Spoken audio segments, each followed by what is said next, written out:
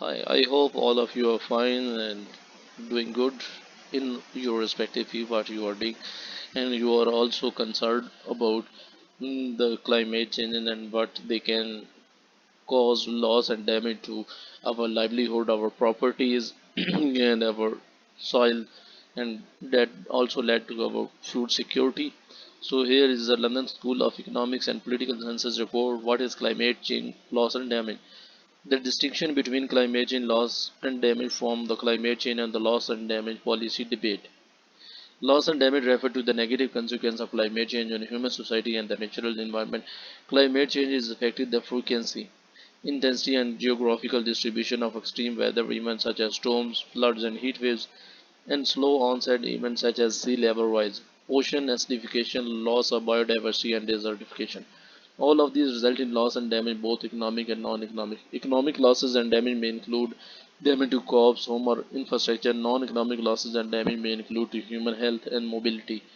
Loss of access to territory, of cultural heritage and of indigenous and local knowledge, and loss and damage to biodiversity and habitats.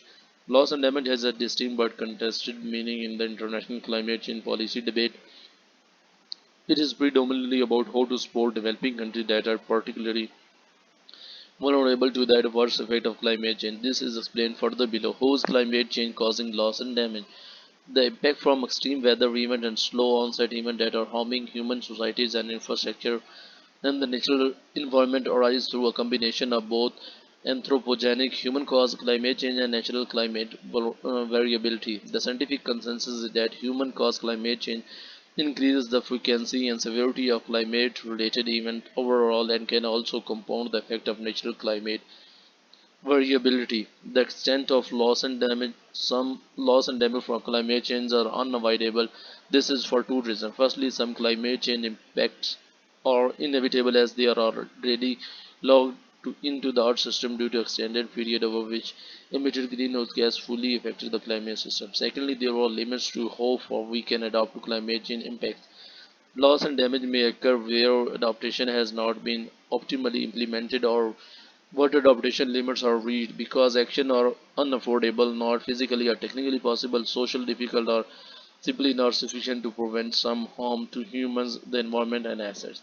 As an example of the financial cost or damage caused by extreme weather even links to climate change, the extreme flooding in Pakistan in 2022 is estimated to have caused loss costing up to $40 billion.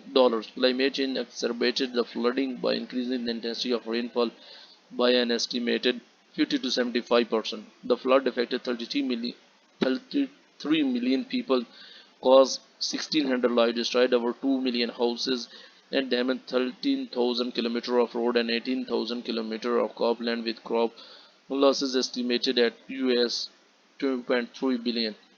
Depending on the extent of global effort to mitigate and adapt to climate change, loss and damage from climate change that go beyond adaptation could cost developing countries a total of US 290 to 580 billion in 2030 and reach US 1 to 1.8 trillion in 2050. A very huge sum of amount that can be lost due to climate change. Loss and damage in international climate negotiation. Loss and damage in international policy debate broadly refers to effort to avoid, minimize, and address loss and damage associated with climate change impacts, especially in devastating countries that are particularly vulnerable to diverse effects of climate change. UNFCCC